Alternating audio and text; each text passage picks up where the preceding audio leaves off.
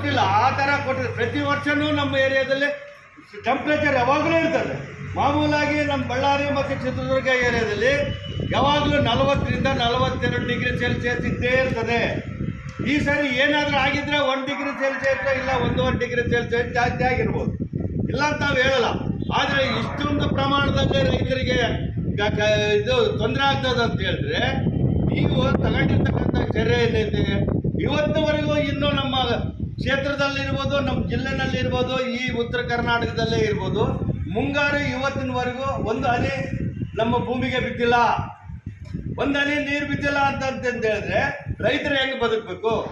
ಈಗ ನಾವು ಈ ಹಿಂದೆ ಸುಮಾರು ಒಂದು ಫೆಬ್ರವರಿ 15 ರವಿ ನಾವು ಪ್ರತಿಭಟನೆ ಮಾಡಿದ್ದು ಭದ್ರಾ ಮೇಲ್ದಂಡೆ ಯೋಜನೆ ವಿಚಾರದಲ್ಲಿ.